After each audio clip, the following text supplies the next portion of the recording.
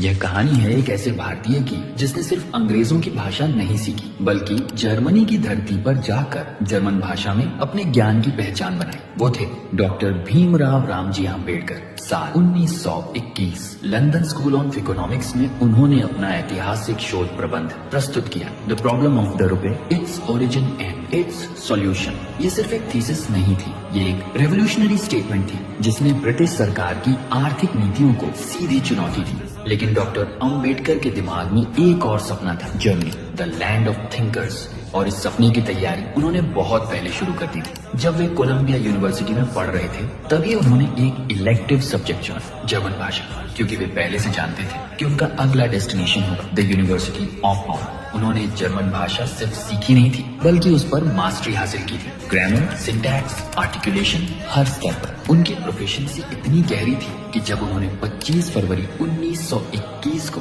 Berlin ministry of science, art and public education को बॉन university में admission के लिए लेटर लिखा तो वो लेटर प्योर जर्मन लैंग्वेज में था, फ्लॉलेस, प्रिसाइज, ग्रामेटिकली परफेक्ट। इतनी परफेक्शन कि आज तक उस पत्र में एक भी ग्रामेटिकल मिस्टेक नहीं पाई गई। उनके शब्द शार्प थे, उनके वाक्य बैलेंस और उनका टोन कॉन्फिडेंट, हर लाइन में झलकता था। The brilliance of a true scholar. यही वह पत्र था जिसने बॉन यूनिवर्सिटी के महान विद्वान प्रोफेसर हरमन जैकोबी का ध्यान आकर्षित किया, जो उस समय head of Indology and comparative linguistics department थे। उन्होंने बाबा साहेब के ज्ञान और भाषा कौशल की सराहना की और उनके सहयोग से डॉक्टर अंबेडकर को permission to submit a PhD thesis at the university of Bonn मिली। 19 अप्रैल 1921 डॉक्टर अंबेडकर का नाम आधिकारिक तौर पर पंजीकृत हुआ बॉन यूनिवर्सिटी में। सोचिए, एक भारतीय छात्र गुलाम भारत से आया हुआ और अब जर्मनी के सबसे प्रतिष्ठित विश्वविद्यालय की स्कॉलर लिस्ट में शामिल।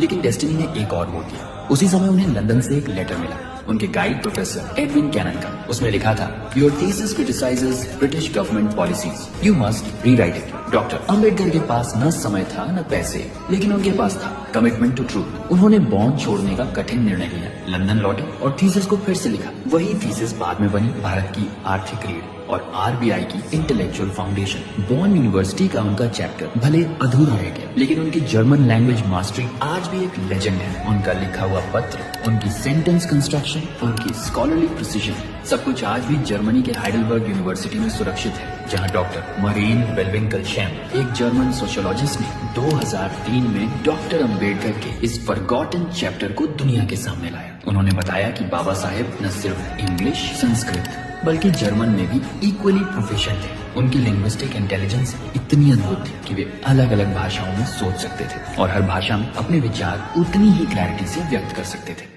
यह कहानी है एक ऐसे भारतीय